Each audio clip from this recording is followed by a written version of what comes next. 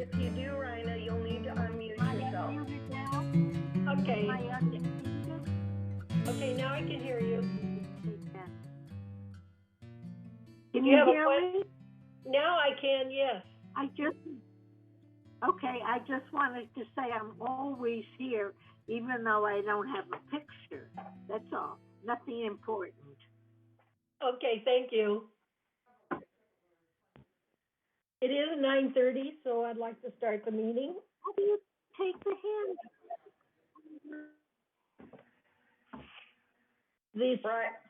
Rhina, at the bottom of. Are you speaking, I'm Debbie? looking. I can't. Oh, lower hand. There Okay, we go. good. Thank you. So it's 9:31, the special open meeting of the corporate members of the Golden Rain Foundation of Laguna Woods, a California nonprofit mutual benefit corporation, is Friday, February 11th, 2022, 9:30. Laguna Woods now calls this meeting to order. So the next item is the Pledge of Allegiance. And Elsie, would you please lead the Pledge of Allegiance?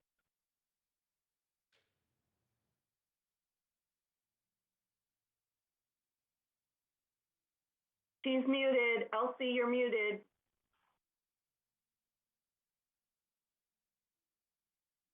There we go.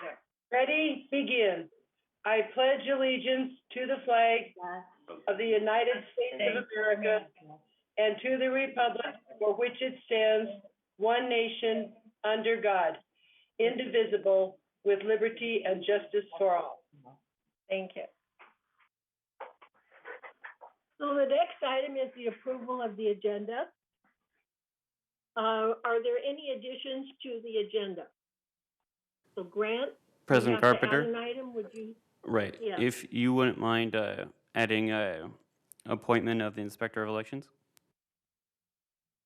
Okay, that would be 4. Yes. And who is going to be the Inspector of Elections? It is the person on the screen there, Constance Sorensen. Constance Sorensen? Constant, okay. All right, thank you. Are there any other additions? So if there's no other additions to the agenda, is there, by unanimous consent, the approval of the corrected agenda? Okay, so I'd like to go on to the next item. And the next item will be basically the election, the approval of the Inspector of Elections. So I need a motion. This is Juanita. So move. I so move. I second, So move. and I second, Elsie. All right. Are there any objections? There are. President If Carpenter. there are no objections. Could we for the motion? Could we have the corporate members make the motion?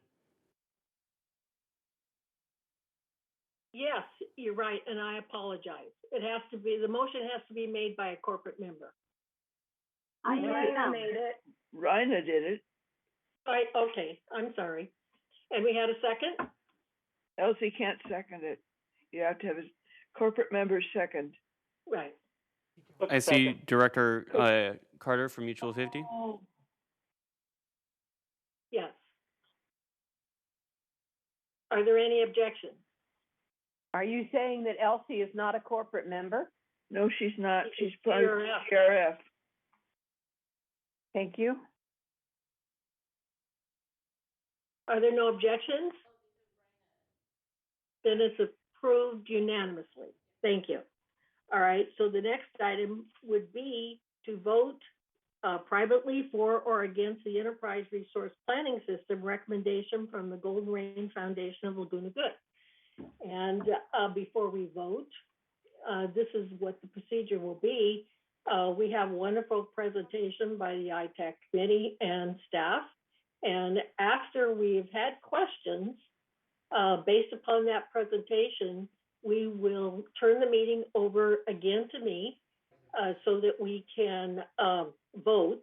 And I will also have Grant come in and explain to you what the instructions are and how we vote. And I will remind everybody at this point in time that GRF does not vote. This is just corporate members. And so I want to go forward, and I want to introduce Sue Margolis, who is our introductory speaker here, to let us know what we've been doing and the history, how we started with this software project. So go ahead, Sue. When I moved to Laguna Woods, I was amazed that there was such a vast group of resources of experienced residents with expertise they could share with the community.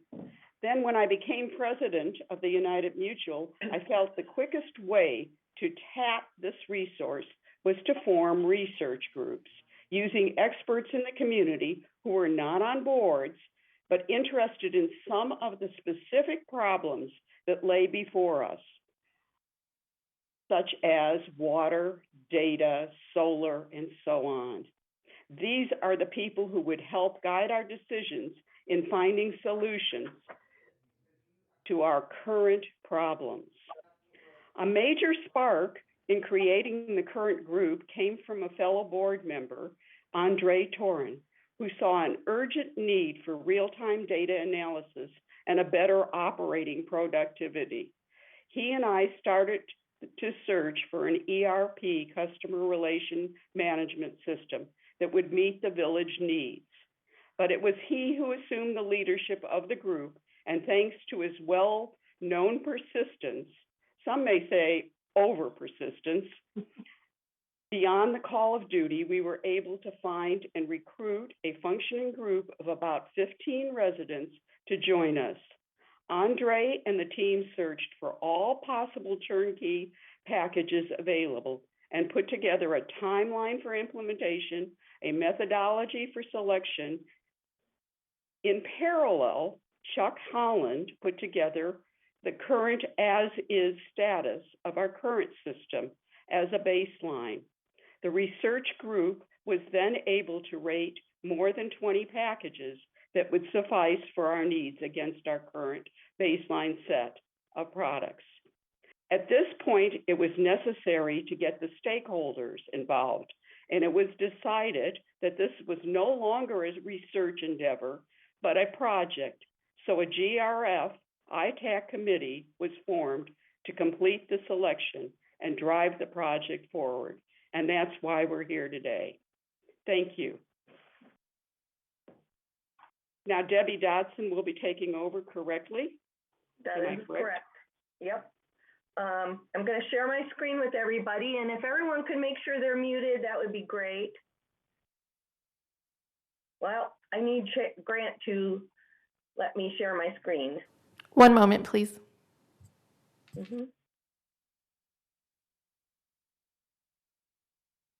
Okay, you should be able to share your screen now. Okay, and also I just want to remind everybody, I do say this during the presentation, but we will be happy to take your questions and concerns at the end. And you're welcome to put question mark in the chat box, and the corporate secretaries will keep track of that, and we will call on you. Okay, everybody should be able to see a presentation on their screen. Is that correct? And you just see the presentation and nothing else, correct? Correct. Yes, it looks good. Okay. It looks very good. All right. All righty. I'm trying to get my screen adjusted here, so give me just 1 second, please. Okay. Let's see. 1 second. I'm really sorry. Last time I did this, it worked just fine. That's what you get with technology. Okay, well, thank you, Sue, for the introduction. Hang on, the slideshow won't start on my side, so just give me 1 moment.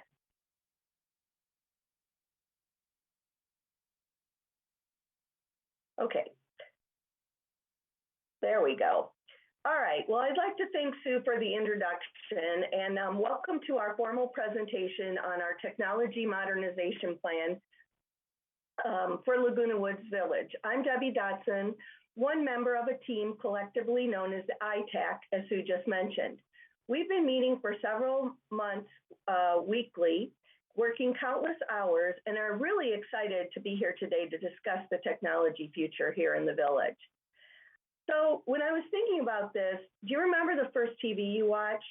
Chances are it's much different than how you watch TV now. So times change, things change and become obsolete, and that's where we are here today.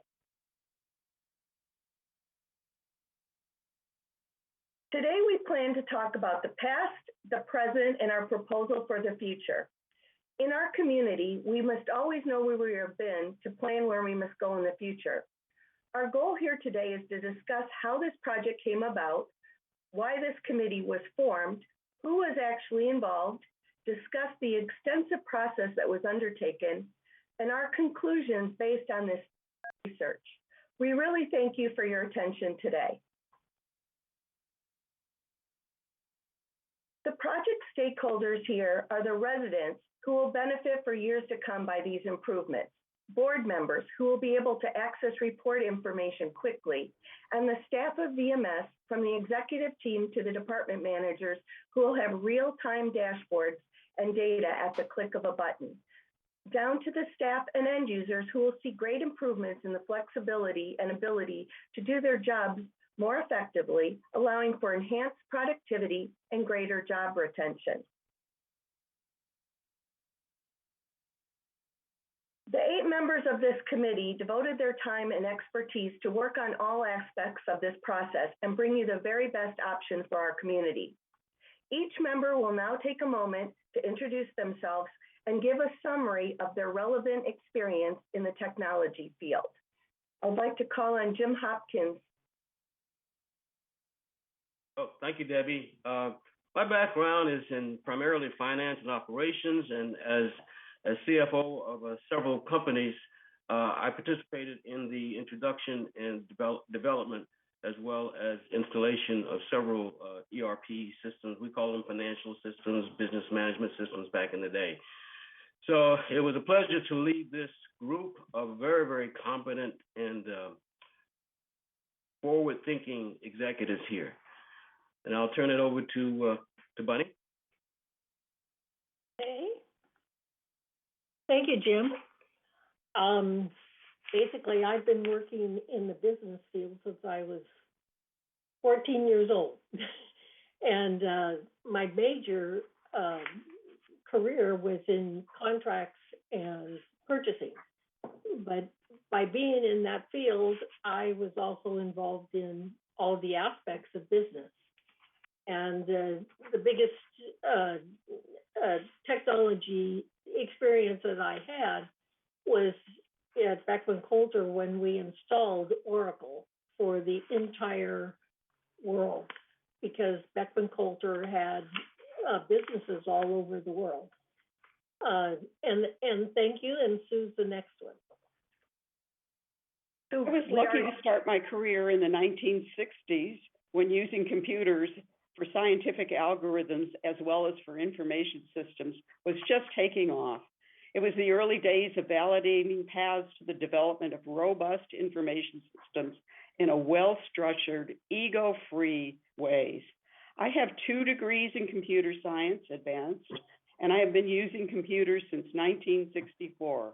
I've taught computer science at the graduate level. I have experience in the development of software conforming to NASA specifications. I've sold computers and systems for Data General, been the IT director for a utility company. I've been the director of marketing, quality, manufacturing engineer, and product development for a large electronics firm. I've been given the responsibility of both buying and selling millions of dollars of software. These promotions in management, I believe, were fostered by being mentored by older, more experienced veterans of the computer industry who saw something in me and from whom I learned quite a bit. The next person is Debbie Dodson. Thank you, Sue.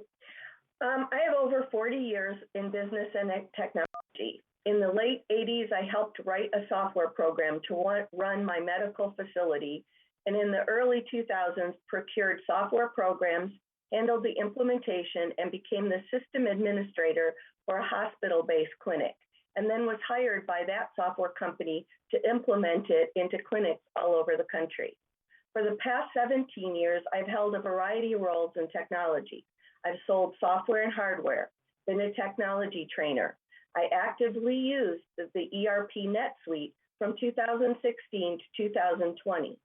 I possess a graduate certificate in technology integration and a master's degree in learning and technology. And I currently work as a professor teaching technology at a major university. I'll turn it over now to Lynn.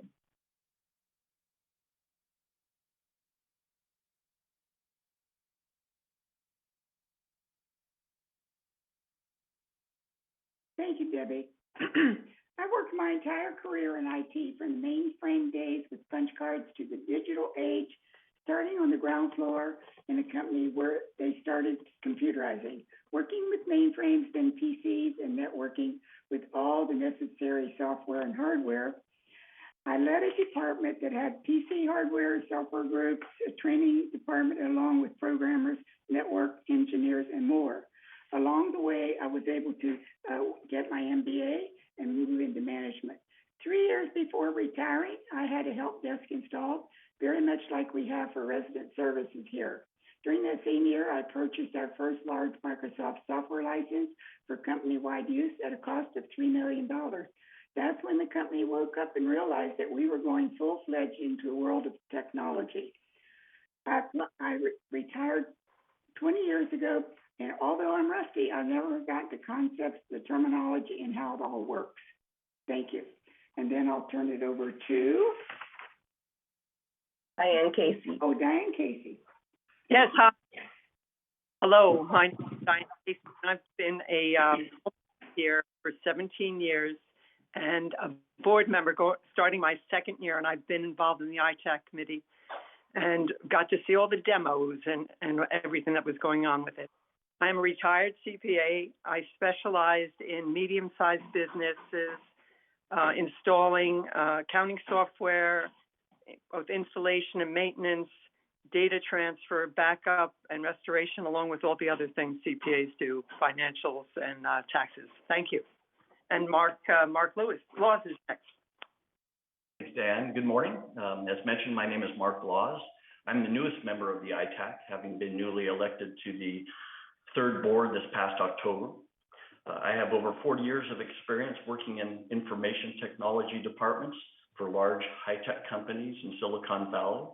I started out as a computer programmer, and by the time I retired, I was directing a team of over 150 IT professionals.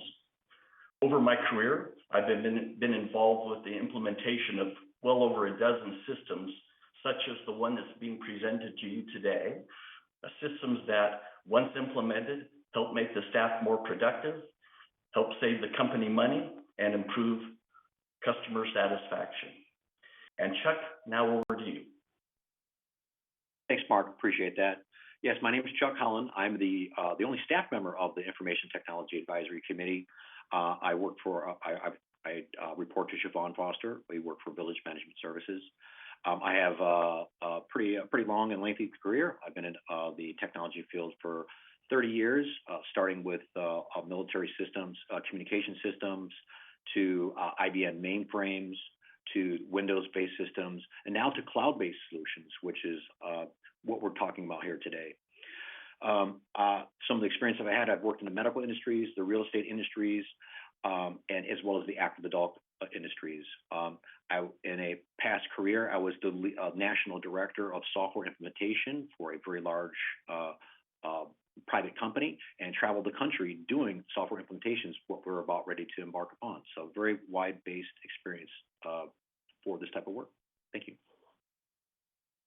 All right, thank you, everyone. So collectively, we possess more than 350 years of combined experience in technology, executive leadership, business management, and accounting. and we represent GRF, United, Third, and BMS.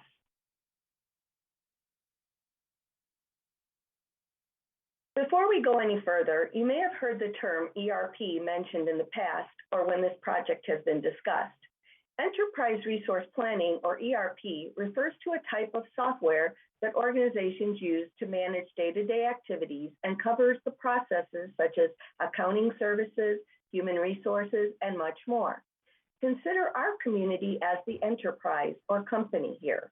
What we are discussing today is the 21st century version of an ERP, which is agile cloud-based solution that will provide a technology transformation to improve our community. The digital transformation from where we are now is like keeping our current brain with all of our knowledge and experience, but enhancing it and getting a brand new body to carry it into the future. I'd like to step back to recount the history of the process. Over many years, many different software programs were purchased, inherited from PCM, and some even developed in-house by programmers. None of them really worked together, and in the past few years under Chuck's outstanding leadership, they were patched together and continued to work, but only with a great deal of time and effort on the part of the IT team. Basically, they functioned, but were not optimum, efficient, and created duplication of effort. Then we were notified that our major financial software package was going to become obsolete and unsupported. The vision was one software that could encompass all the processes and procedures that we have here instead of all these disparate ones. They created a list of functions that are necessary from all departments and produced a list of about 20 possible companies who provided these software tools. Then on a fateful day in October 2020, our entire system was hit with a ransomware attack that stopped us cold. After an amazing and heroic effort by Chuck, his staff, and other partners, they got things fixed and secured as quickly as possible, moving some processes and our data to a cloud-based environment for security. After the recovery was nearly complete, the ITAC was created to find a path to technological improvements and security, and that is what's brought us here today. It's been 46 years since I first touched a computer, and I'm sure many of you remember what tech was like and how it's progressed. Systems change, and we need to change as well. Here's a look at the present and the future, and it illustrates the importance of what is necessary. We have hardware and systems that no longer serve the needs of our stakeholders and will not be able to carry us into the future. Most of what you see here on the right will be eliminated from a hardware perspective as we move the storage into the data in the cloud.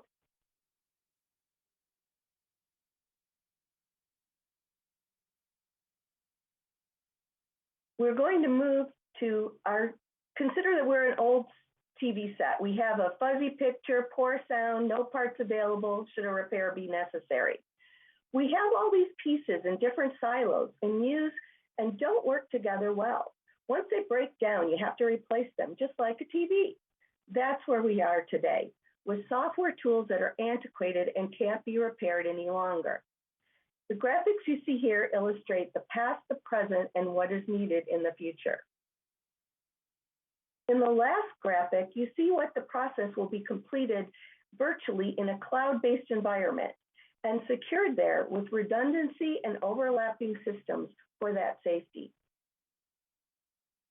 You can see they all work together, and together they communicate in one location within the cloud.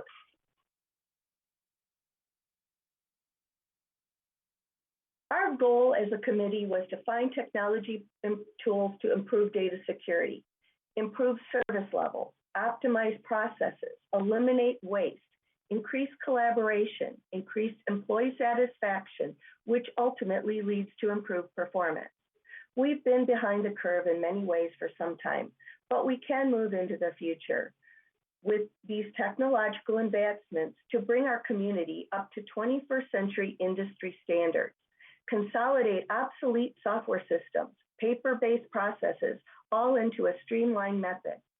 create a single system based in the cloud, offering more security, efficiency, resident satisfaction, and potentially save money over time, and the long-term ability to meet our needs for many years to come.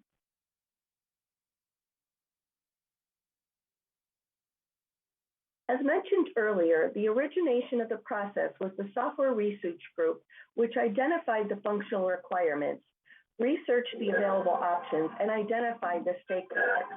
The ITAC was created and a plan to reach the end goal was set in motion.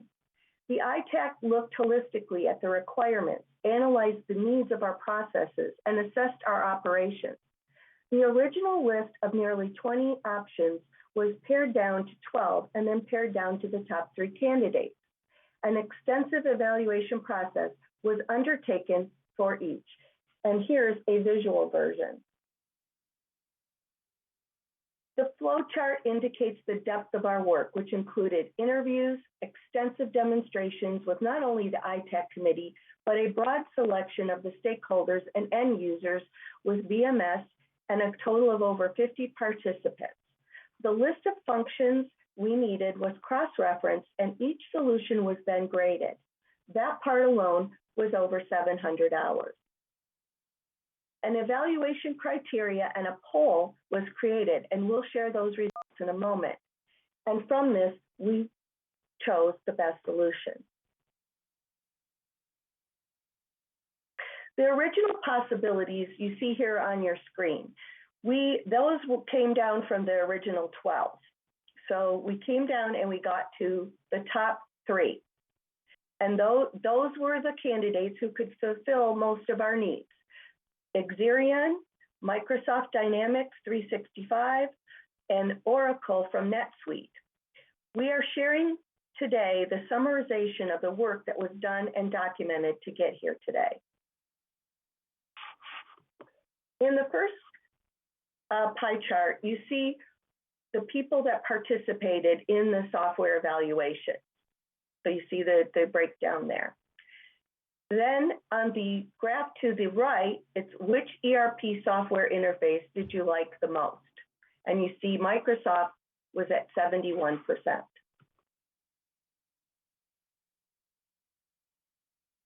Then on the left pie chart, which ERP software had the best dashboards? Microsoft was chosen 61% of the time. And on the right, the pie chart is which ERP software best suited your needs, and Microsoft was chosen 71%.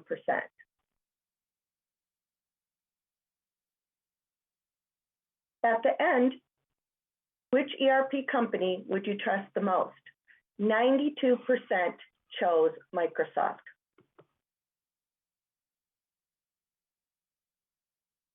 The winner was clear. Microsoft Dynamics 365 is by far the best choice. The capabilities and the ability to migrate existing information to the new system, end user familiarity, and the confidence level in the professionalism and experience of the Microsoft partner were just the icing on what we learned and saw during this process. NetSuite had some good qualities, but the user interface was difficult, and we were not as confident in their project team. And initial cost estimates were more than 4 times any other solution. While Azure was a good product, it was not as robust, and their project team was very small. The company didn't instill the level of confidence we need in a long-term partner. And while they may have been a little bit less going in, the add-ons and the need for outside participation of other consultants would have placed them in line with our choice financially, and they would have not met our overall needs. It was clear that Advantico, a Microsoft Gold partner, was the best choice for us. And they know our business. They played a big role in saving us during the malware attack. And they work side by side with Chuck and IT to bring our systems back online quickly and securely. During that process, they also became very familiar with our procedures. We wanted to show you what one of the dashboards looked like, just so you could get an idea. This is the one for field service, where we will be able to potentially increase productivity and maintenance dramatically with the automation tools provided.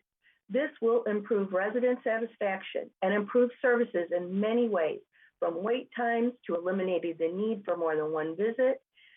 The possibilities here are dramatic, to say the least, and the enhanced services are endless and extend to every area of our business. The numerous benefits that were uncovered by the many assessments done internally and by the project teams were immense.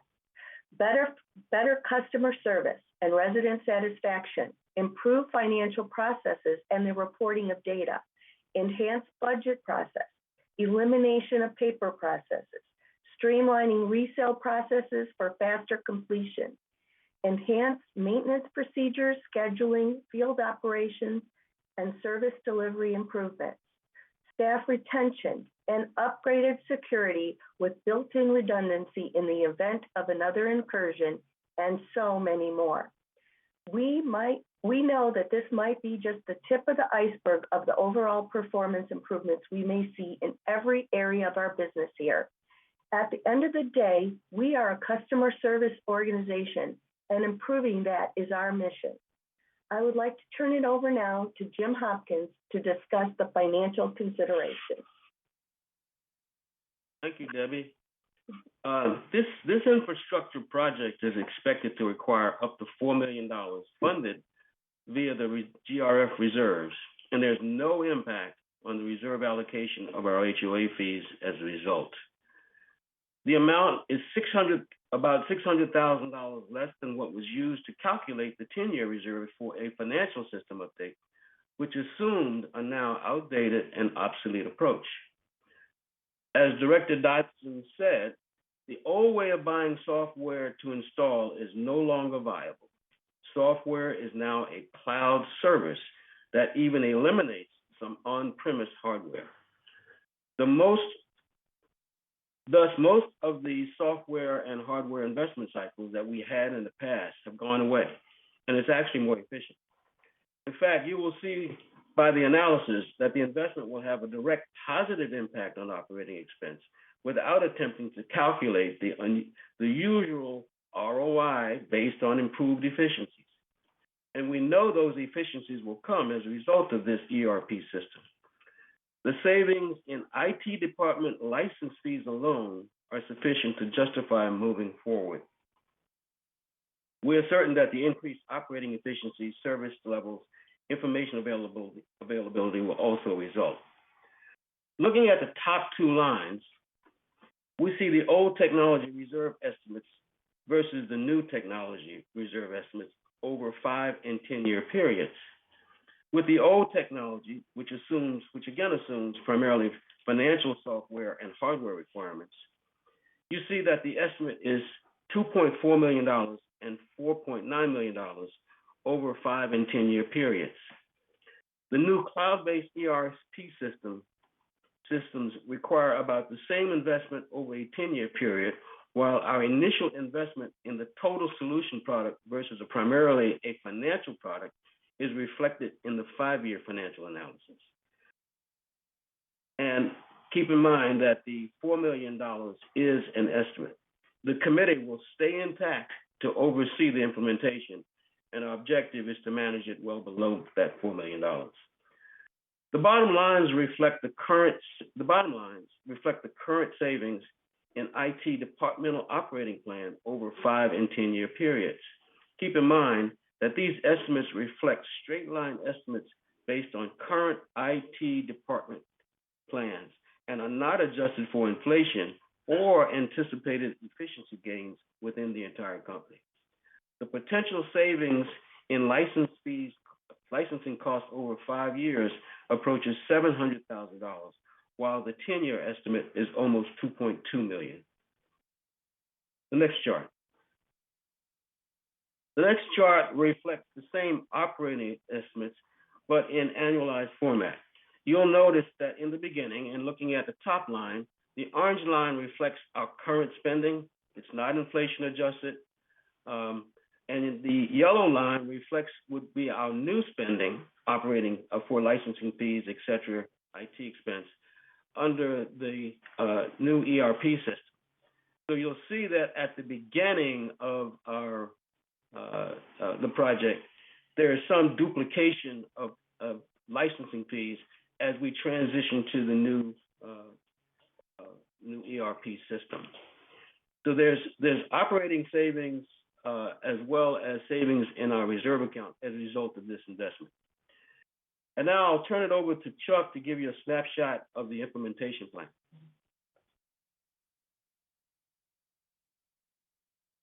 All right, so if you could advance the slide there.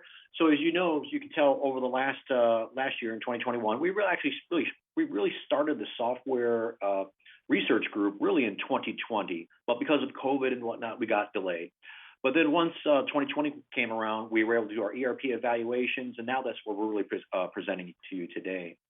Once that project is approved, we're looking at the basic timelines. The project is really going to be broken down into 3 different phases.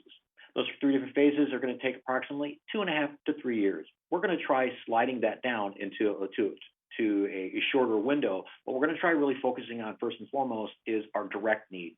The direct need we have is our financial system is now obsolete, and support is going to be ending at the end of the year. So we're going to be focusing on the accounting side of the house, because you have to build your foundation, right? You need to build your foundation first. So we'll work on our financials. Phase 2, we're going to be working on our field service, inventory management, asset management, property management features. And then in phase 3, we're going to be looking at our resident services and resales process. Now, some folks are going to say, well, how come we can't do resident services first? Well, here's a great example why. Let's say if we started with resident services first, and I had a resident that logged into the resident portal and they wanted to check their account balance, guess what? There's no balance there because we didn't do the financials yet. Or let's say a resident logs into the resident portal and they want to be able to generate a work order, but there's no work order system yet because we didn't complete it in phase 2. So these events have to be in a certain sequence of events in order for us to be able to achieve our final objective, which is complete digitization of our environment here. Okay, thank you, Chuck. And now we're going to be opening to questions. Let me advance the slide here. My mouse has decided to go to sleep. All right, well, we thank everyone for their attention, and we're ready to open the floor for questions. And I see Lynn already has her hand up. Madam Chair, I think we need to make a motion first. That's true. So, Madam Chair, is that okay with you? All right, I'll make the motion. I move that we purchase the cloud-based enterprise resource planning system as recommended. Thank you. Is there a second? Yes, I second it, Diane Casey. Okay, at this point in time, we will have discussion and we will have all the questions before there is a vote.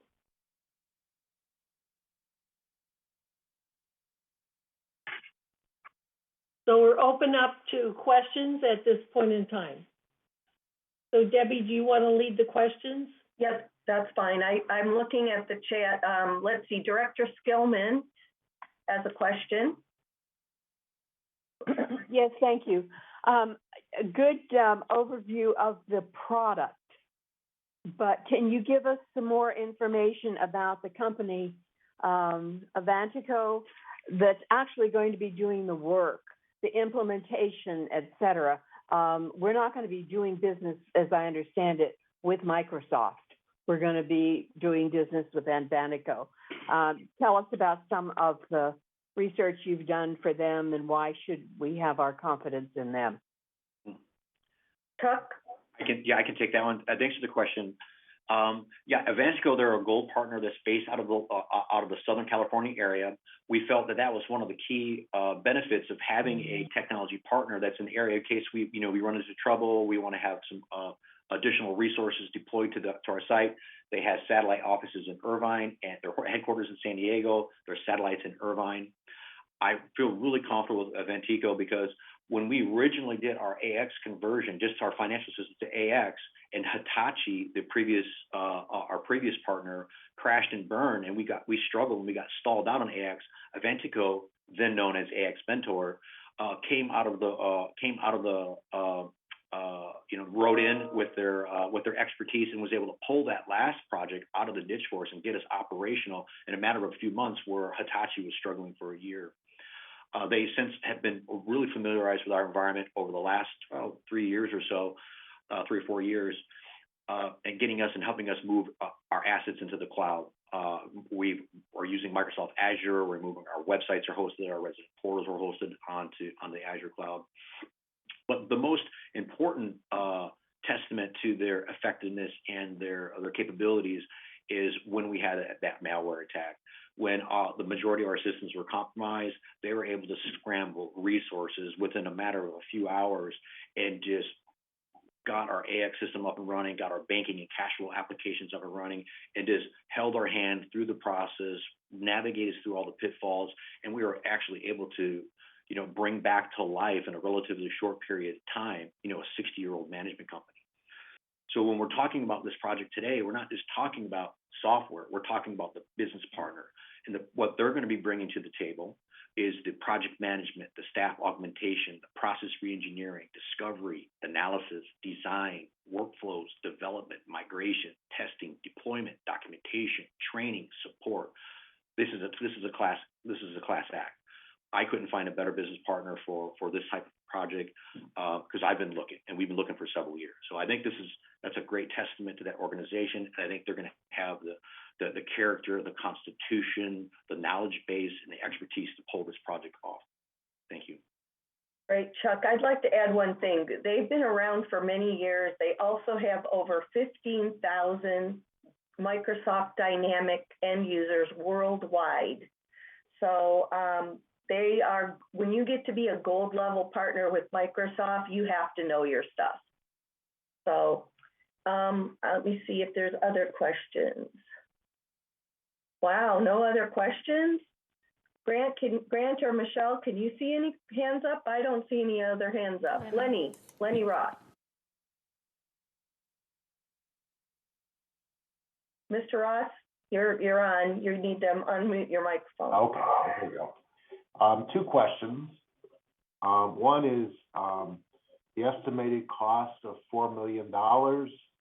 Could you please explain the detailed schedule of training our staff and our board members on how to use the system, and how is that going to be implemented over time? And 2, second question is, how is the implementation of this program make us bulletproof from having any further hacks in our system? So 2 questions. Okay, well, there's 3 people that are going to probably answer this question in total. The last question I think Chuck will answer too, but when you're in a cloud-based environment, you have all of your information is secured in the cloud. No one can ever stop a hack from completely happening, but when you're in the cloud, you can be back up and running in 5 minutes. So Chuck, I'll let you take it from there. Right. As it relates to the overall estimated cost of the project, the software part is not really the most expensive part. The software itself is a $750,000 spend over a 5-year period. The project is going to be broken up into 3 phases. Each phase will have 4 critical milestones. Each of those milestones, we're not handing anybody $4 million. This project is going to be broken up into incremental size, where we'll get a scope of work and a contract for each one of these particular milestones. So once that work is completed, the ITAC committee signs off on it, then we'll move forward. As we move through each phase, there's a certain milestone that is training and deployment.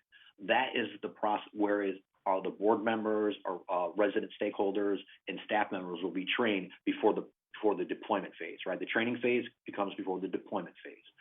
So those 3 phases broke down into really 12 mini projects, and each of those phases will have a training component to it. since we're not going live all at one time, it's going to be a phased approach: financials, service orders, then customer service. So training and deployment will be going on over a two-year period. Mr. Ross, did that answer your question? Yes, that's fine. Thank you. Okay, I have Cash Acracar next. Thank you. Have you considered any other approach than this particular system at this time?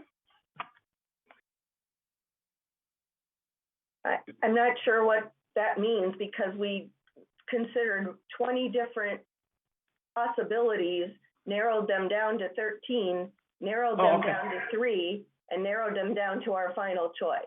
Okay, I'm sorry, I joined the meeting a little late, maybe. Okay. Thank you. No problem. Director Munchnick, President. Thank you. First, I'd like to say thank you to all the committee members for the hard work that they put in, the analysis to get us to this point in time. Very much appreciated. And also, I thank you for the presentation, which does raise for me one question, and it relates to when Chuck put up on his screen the issue of implementation. And I guess on one sense, it sounds to me like we're somewhat backed into a corner in terms of this approval process, which I'm personally in favor of it, by the way. But in terms of the financial end of it, the financial operation, Chuck, if I heard you correctly, you said that by the end of this year, there will be no longer any support for the current financial operation system that we have. So if we don't approve this, where does that leave us? Right. There are options for extended support. This is Microsoft is no longer supporting the application, but there is third-party solutions that you could do it. Microsoft actually stopped doing R&D or research and development for this product for about 2 years ago. Their extended support is expiring at this year, but I'm sure there's probably third-party companies out there that could potentially support this organization, but it's not recommended. If we ever had a particular critical outage and we need to be able to have some custom design or development done to bring that system back to life, it could be a problem. Very similar to like when you have an old TV and you blow out a fuse, it's kind of hard to get that fused. That application, that program that AX 2012 is written is a language that's pretty obscure. It's called X++. So it's getting harder and harder to find resources that still can code in that language. So I think moving forward is really the best solution forward. Now, this is not coming out of left field, right? There, in our capital plan, every 8 years, there is money set aside for a financial software conversion. So we're right on schedule with what we had planned 8 years ago when this original AX 2000 project was approved. We just didn't know it was going to expire in 2022. Back in 2012, when this project was originally, the current financial system was originally scoped out. Okay. I don't see any other hands. So President Carpenter, there are no other questions. All right, thank you, Debbie. And thank you, Chuck and Jim. It was a great presentation. So at this point in time, we will vote, and I will turn it over to Grant, and he will give us the instructions on how we're going to vote. One moment. For Grant, okay.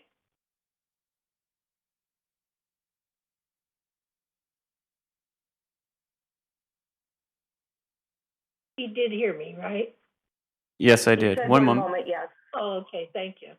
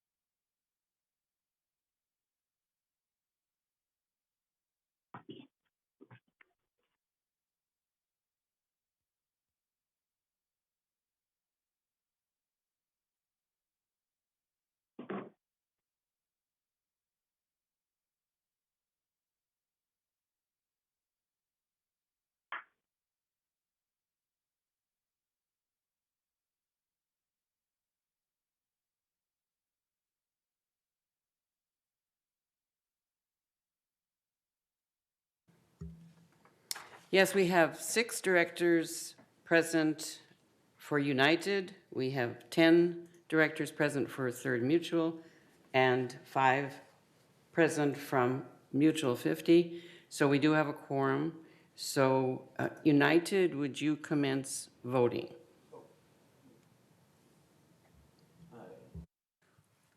And then, so we can have them commence voting, and if we will just really quickly put in the chat here, please vote.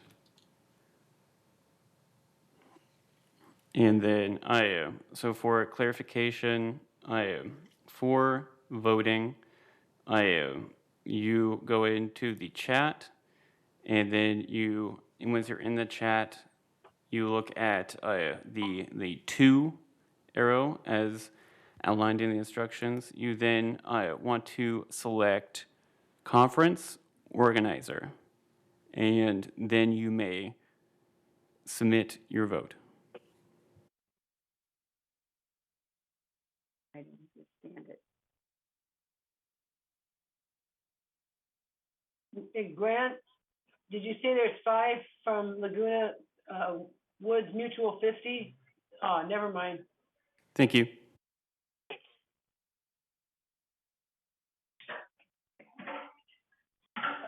Grant, your original instruction said that we were gonna vote, United would vote first, then third, and then me.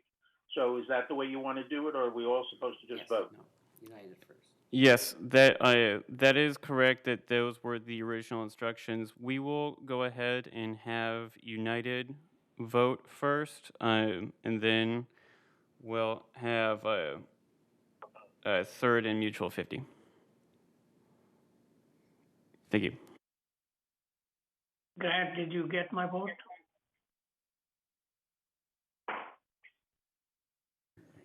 Yes, we have your vote. Thank you. I haven't voted. Hi. Do you have my vote? One moment, please. Do you have? I have a yes.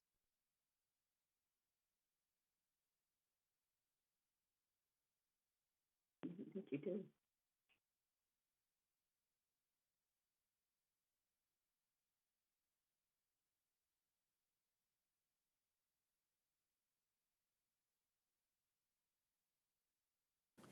So I do apologize. So we are going to want to retype in a vote. It looks like there was some mixing up in the votes, and we just want to make sure that it's clear for recording purposes. Can we please have, at this point, only the United Board cast their vote? I apologize for any confusion.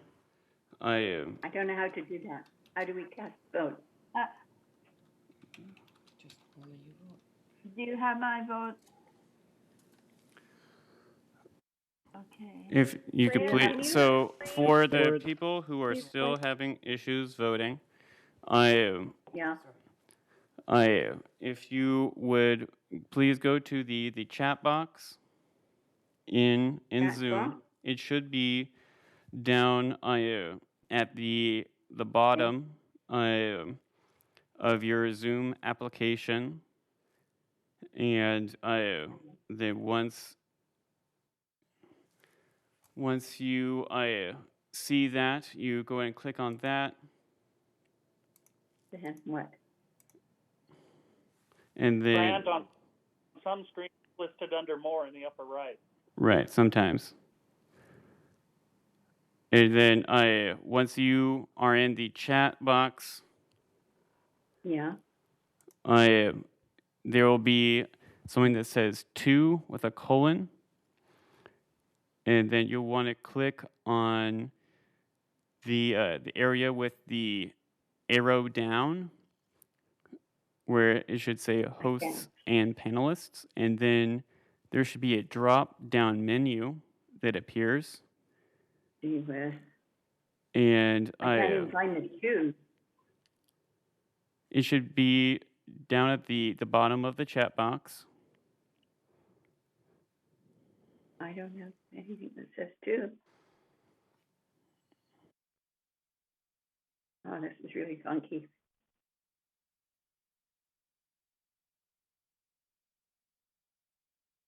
Say conference organizer. This is Director Oh, is Pat that- English, correct, on the United Board? Yes, is that conference org, like Lenny just said, and she's clicking on? Yes, yeah, you'll want Conference to org. select conference organizer. Okay, well, if that's what you're telling me to do. Oh, okay, then we look for our names on the list, I guess. Where? Thank God we don't vote like this. Can we do a verbal? Okay, I can't find my name. Wait a minute. So you wouldn't Yeah, be you don't looking need to find for, your name. you wouldn't be Oh, looking yeah? for your name, you're looking for the conference organizer, and then you want to click conference organizer. And then Okay. type yes or no below that. Yes. Where it says type message here, put Yeah. yes or no.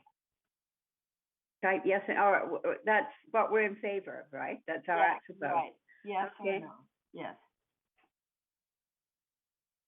Okay.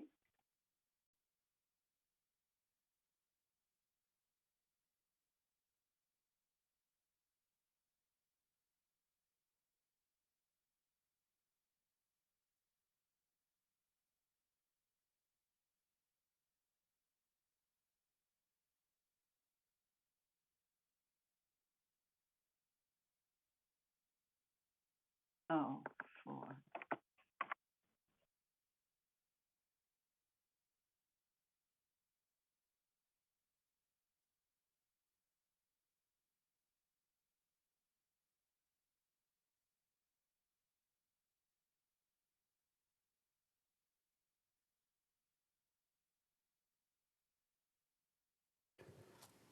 So we currently have 3 voted for United. Please, the rest of United, please cast your vote at this time. Did you get my vote? Yes, I did. Thank you. Thank you. Did you get my vote? I have not received your vote. We have received votes from Director Casey, Director Blackwell, and Director Ross. You could do a roll call vote if you need to. Yeah. It'd be a lot more accurate than this thing. Let's do that. We are unable to do that, Previously, unfortunately, as it is a secret ballot vote. Okay, Pat, Previously, you said you accepted my vote. Pat, You didn't get it? Yeah, Pat, Yeah, Okay. this is okay. when you type your 4, put FOR instead of yes. And, I did. And then hit the enter. 4. Yeah, Wait a minute. unless you're against. No, And then push the arrow on the right. And then click like you're entering it. wait a minute. Put 4. Yeah. And then hit the enter button on your computer. Okay. All right. Thank I you. did We that. received it. You got it. Okay, good. Thank you. Okay, hold on. Have you received mine? Cash? You've only got 2. We have not. Okay, Grant, excuse me. I'm sorry, Pearl Lee is trying to get in. She fell off and she's trying to get in. You know, I would like to complain about this whole system because there's nothing secret about this. Everybody knows who's voting for everything, so. All right, Pat. Grant, can Pearl Lee call you and give you her vote? One moment.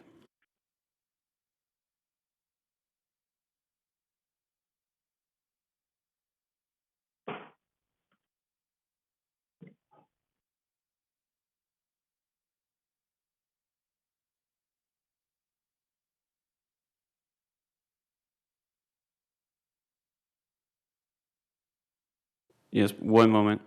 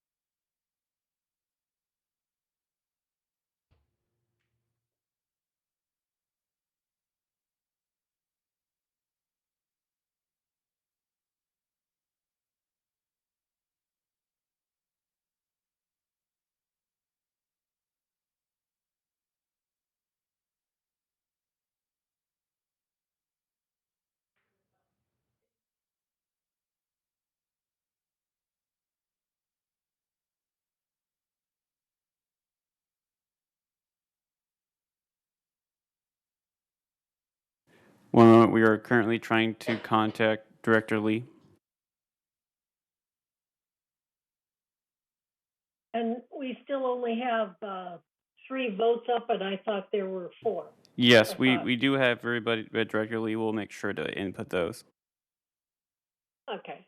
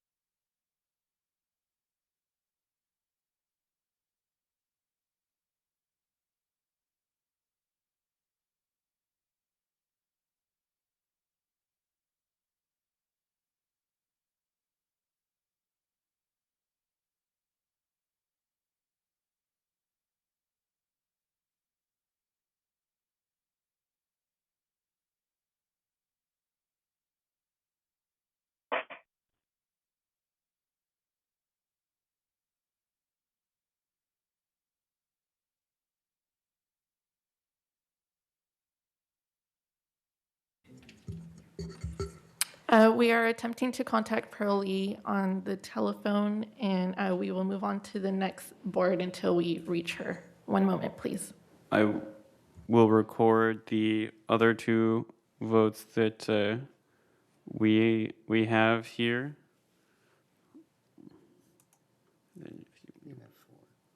1, 2, 3, 4 yeses. We will now move. Is that my vote? We do.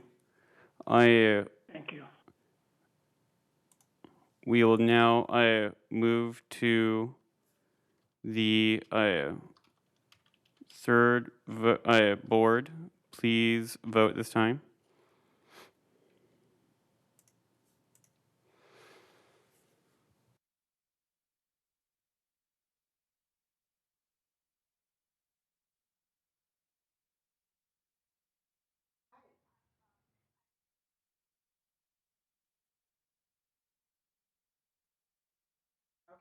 And Grant, I just got off the phone with Pearl, so you should be able to reach her.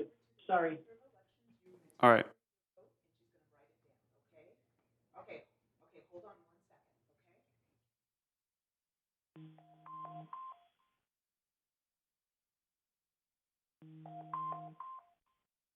Grant, just to clarify, you want us to type the word for, not the word, or against, not the words yes or no. Is that correct? That is correct, but both myself and the inspector of elections, I would be able to understand the meaning of yes or no. But yes, the motion is for or against. That's correct. Thank you.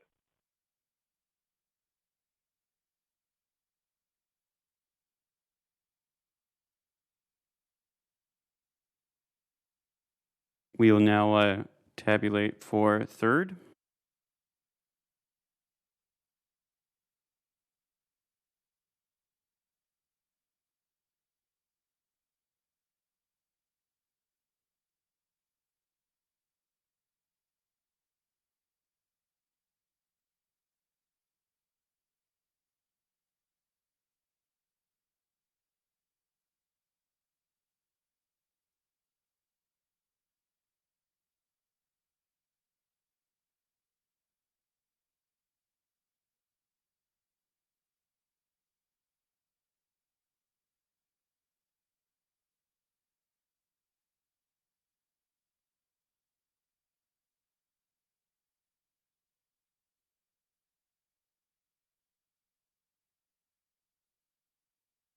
One moment, please. We'll try to reach out to directors for them to submit their vote. 1 second.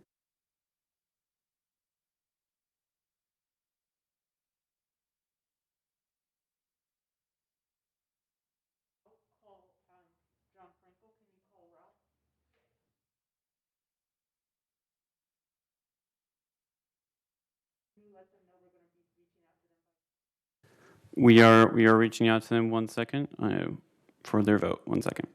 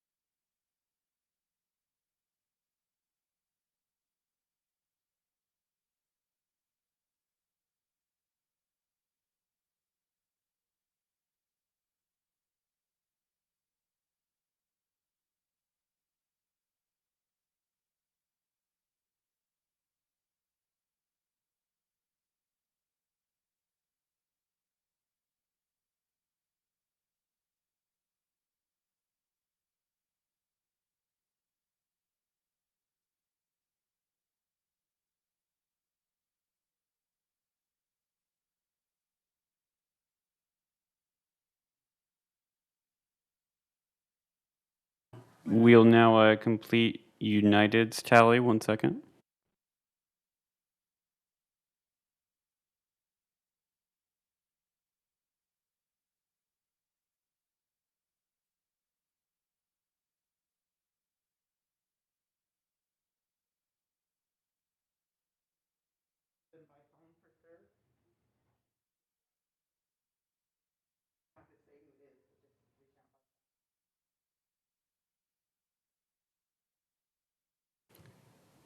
And then we're reaching out by phone to the 2 remaining directors who have not voted for third.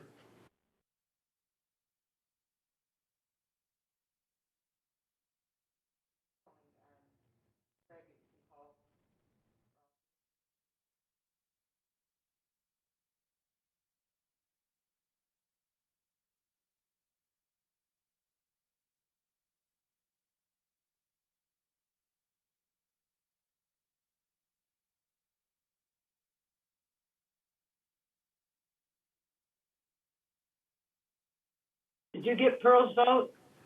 We have all votes from United, and we are just waiting for 2 votes from third. But we can, at this point, we can have a mutual 50. vote at this time in the chat box.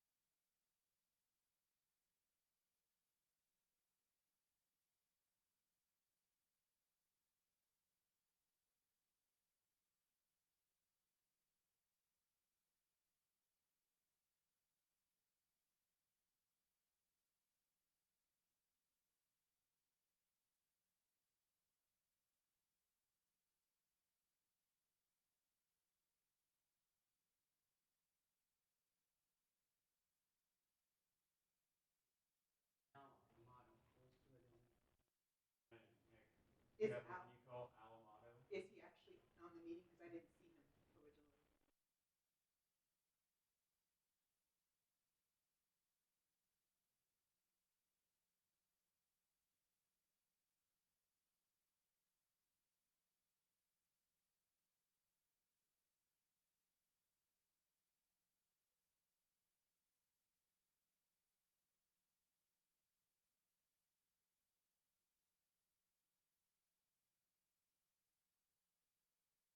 Let them know that we're reaching out by phone to the people who. There are 2 members of Mutual 50 who have not voted yet. We are reaching out by phone to you, so please, if you are receiving a call, please answer, and the Inspector of Elections can take your vote.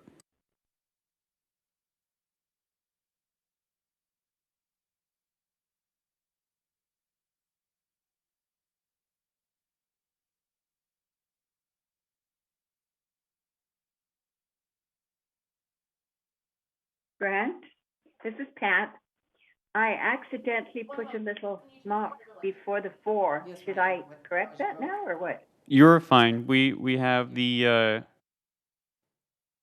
vote that you have cast. We've received it, and it is fine. Thank you. Thank you.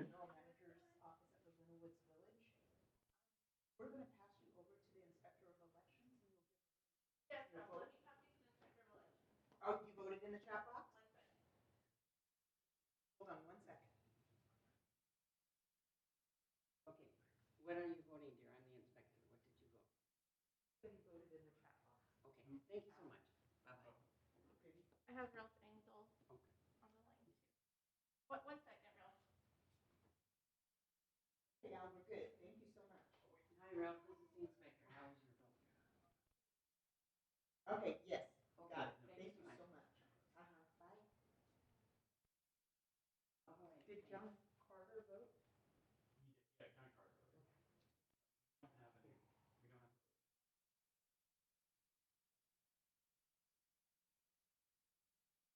I will try, Trent Lane again. Only one, right?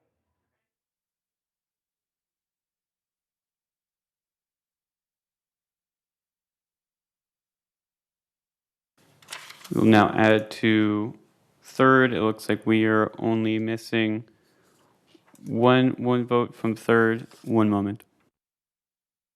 We're reaching out by phone to let them know.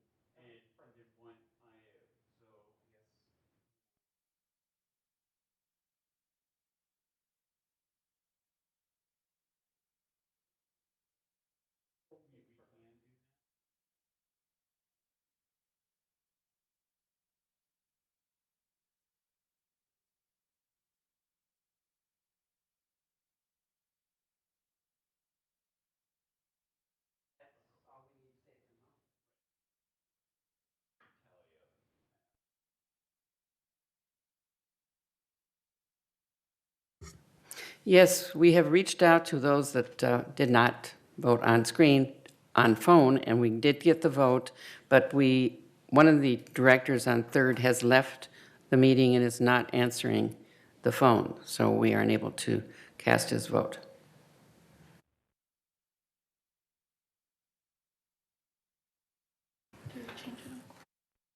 Do we have a quorum without the vote? We do.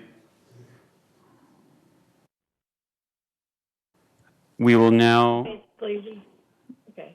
I will go ahead and we can go to quorum and make sure the note that is 9.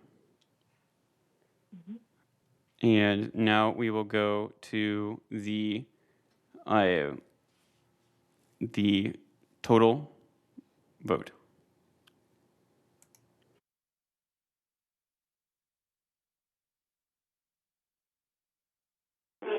I will make this larger so that we can see it. Grant, you were only showing 6 votes for United. Weren't there more than that? There are only 6 directors present from United at the meeting.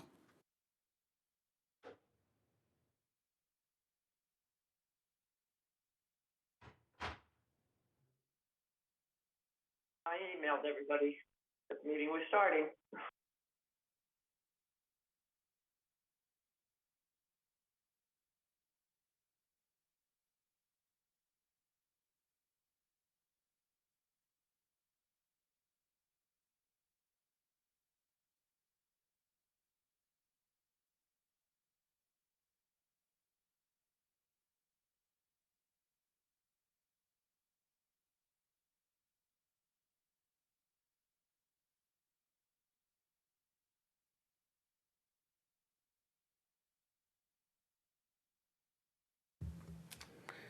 The results, as you see on the screen, for 2,870, for third, 4,986, for mutual 50, 310, for a total of 8,166 for this, the vote for.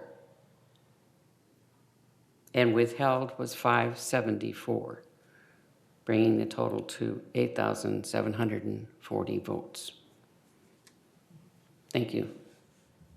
For clarification, the votes are, the weighted votes are rounded down to a whole number, which is why it is shown as 310, and then similar with third and United. So we have the number of manners, which is 311, and the weighted votes is a whole number, so it's just rounded, so that is why it shows as 310. That concludes then the vote.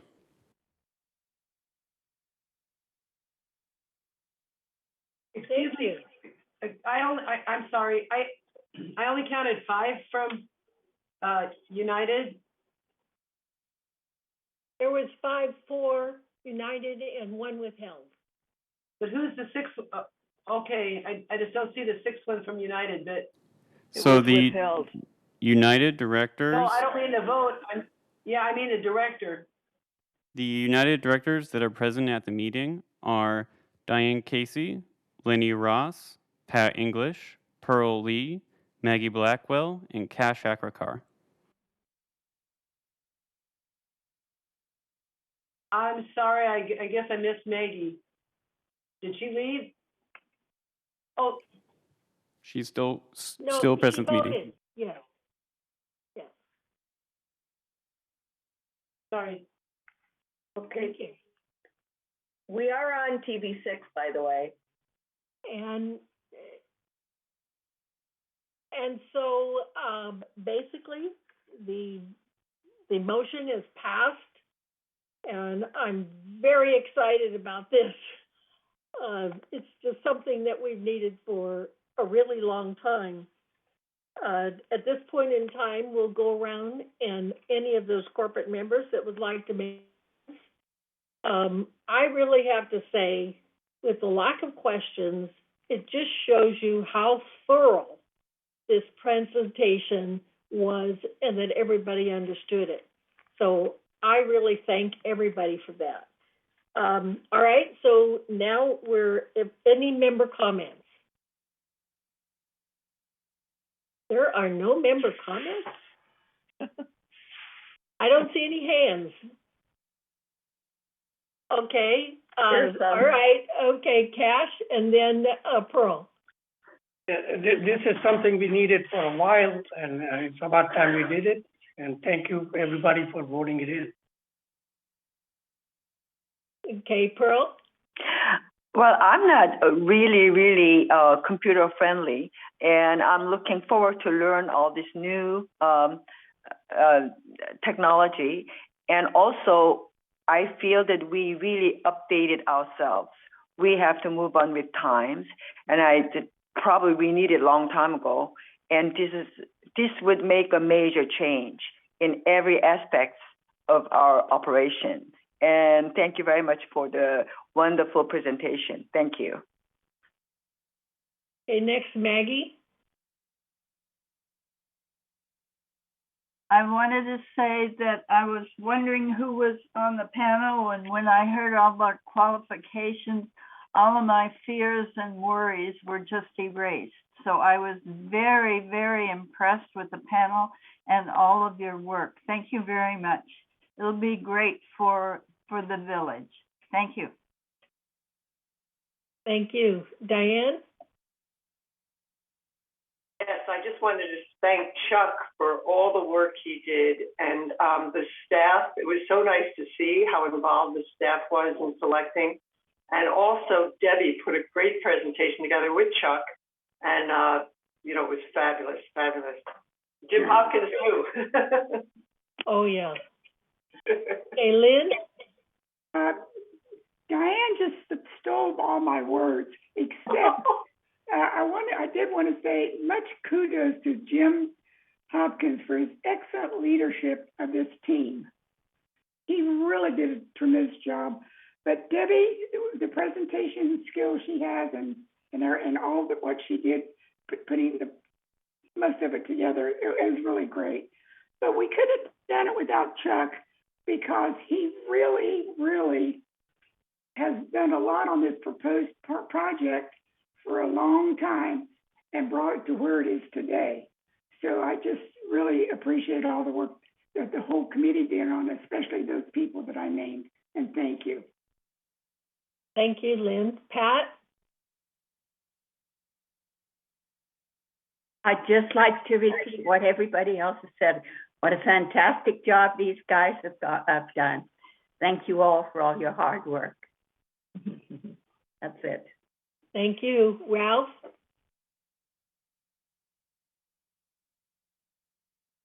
You say me? I'm not sure that I understand everything, but I do understand that the 8 people that made up this ITAC committee are thoroughly involved, and that's where my confidence is, I'll tell you. I think they did a great job, and I want to commend them on it. Thank you. Are there any more comments? I don't see any more hands. So if there are no more if there are no more hands up, then we'll adjourn. Yeah, okay, I see. I just want to say you're welcome and thank everybody for their accolades. And I see Elsie has her hand up, but thank you all. We're very excited to move forward, and we appreciate your confidence. Sure we are. Thank you. Okay, Elsie? I just wanted to repeat everything, all the accolades. You guys were just fabulous. But I also want to thank Grant and Constance and Michelle for supporting us so patiently. Thank you. That's what it takes is patience, that's for sure. Jim, and that's not an insult, by the way. It just means that we all need patience. Okay, Jim. Yeah, I just want to thank all the team members for working very, very well together. We banged out a lot of disagreements and a lot of other things, and we just showed a lot of professionalism. And just to let everybody know that we, the committee, will stay intact through implementation. And Ralph, your hand is still up. Do you want to speak again? Okay, took it down. Are there any other comments? So if there are no other comments, and I have to say, Maggie wants to say something. No. Okay. No? No. Okay, all right. Thank you. Thank you, everybody. So, Are we adjourned? yes, we are adjourning. Thank you for All right, your thank job well you. done. Thank All you. right. Thank you. Everyone, thank you. Yes. Goodbye.